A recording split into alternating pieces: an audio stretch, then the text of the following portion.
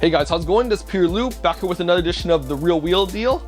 And today we're reviewing the iconic, timeless, and highly sought after Mugen MF10. First thing, I gotta get three things out of the way.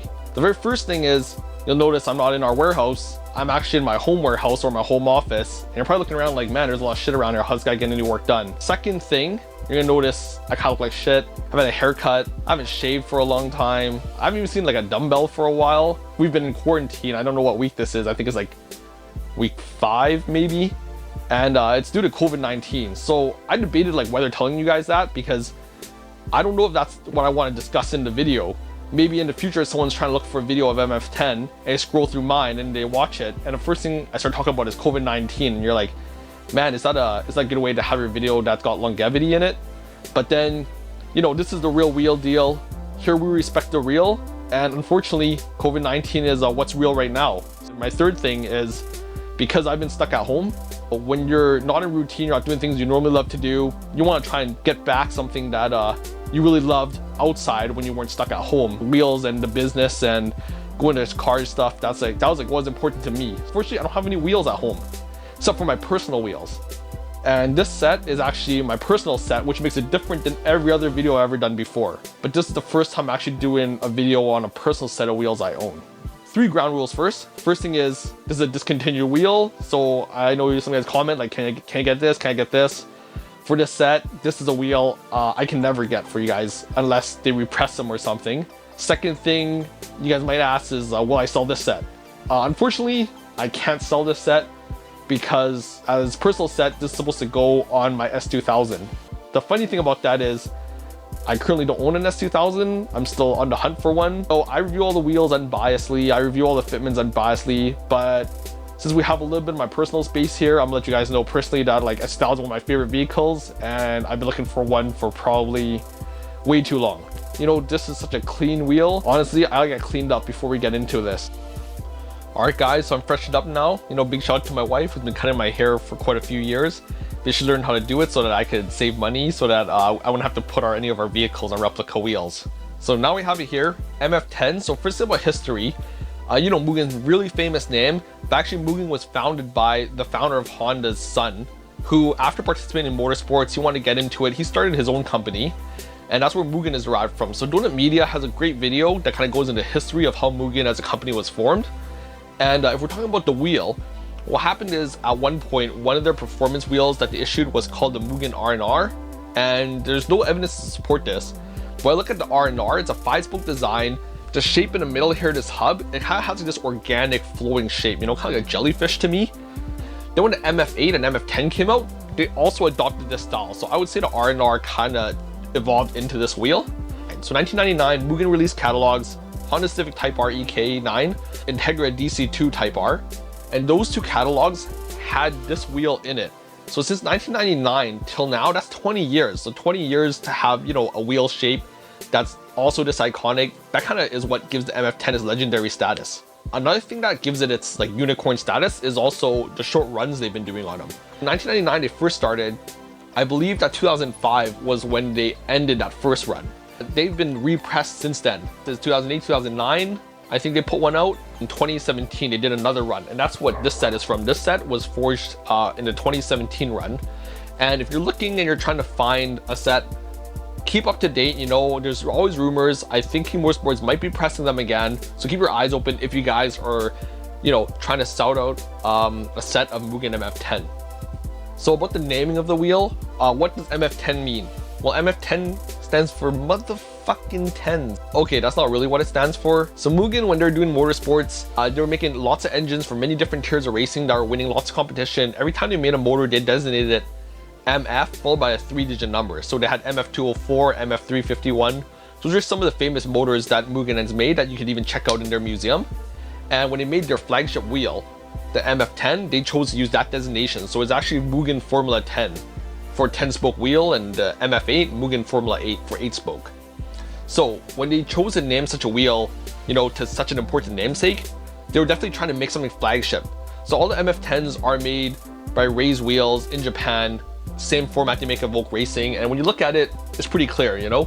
The lip, how they make the finish, and also how dimpled the finish is on the spokes. That's very similar to Volk Racing. Even the barrel sticker is in a very similar format to what we expect from Volk. So variations in sizing. The MF10, currently most well known for being it in this classic bronze.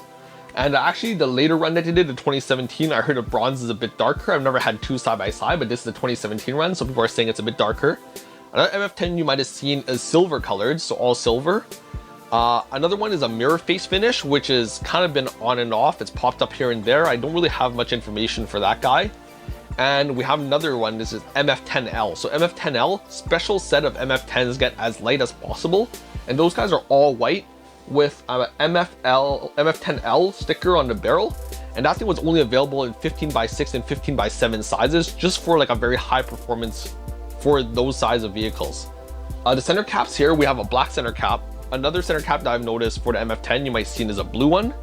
As far as size is concerned, the MF10 was available anything from a 15 up to a 17-inch size. I know S2000 pretty well. So S2000 is 17 by 7.5 front, 17 by 8.5 rear. NSX was 17 by 8 front and 17 by 9 rear. And this set here is a 17 by 9. So actually, this is a set of NSX rears that a lot of guys who wanted like wider tires on their S2000, they ran 2 sets of NSX rears on their car. So that's what this set is 2 sets of NSX rears, 17 by 9 plus 42, front and back. And of course, you know, 17-inch, that's also another one that they made 17 by 8 for the DC5 Integra Type R or RSX Type S in North America. And of course, they're 15 and 16s for, you know, the DC2 Integra, EK, Civic Type R, lots of older vehicles, CRX.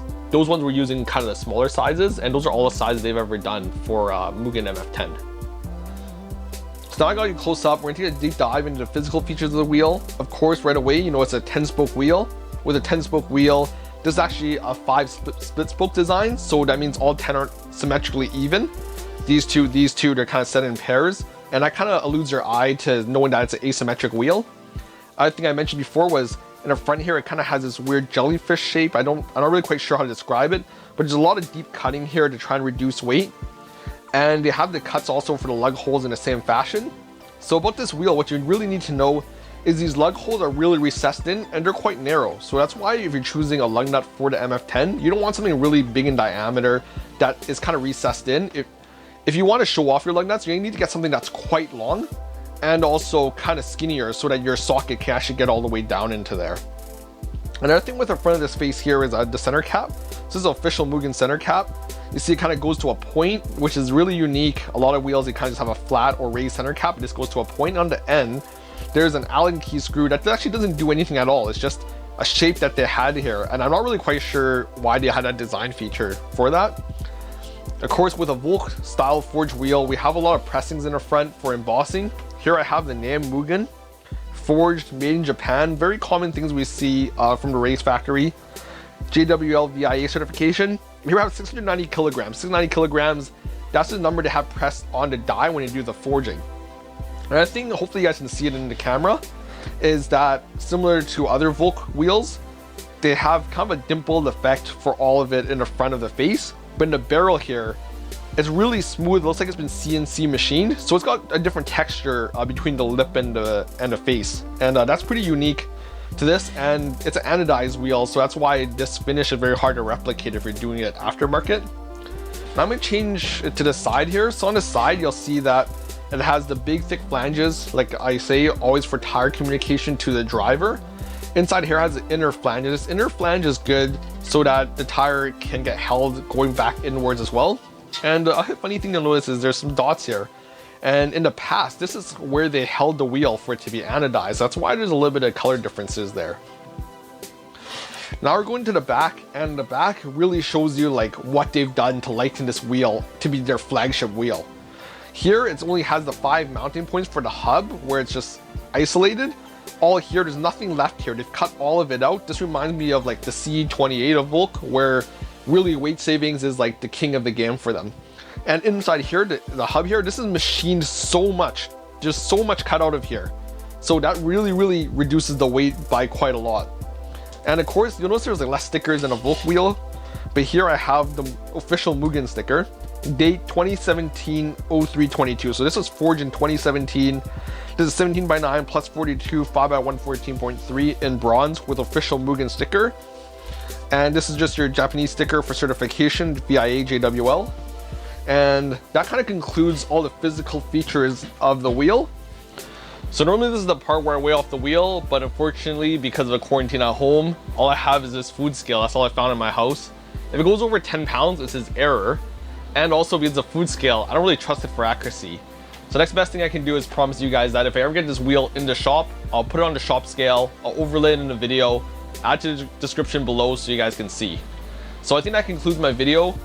This is, you know, big to me because this is my personal set of MF10 wheels. First time I've ever done a personal wheel video.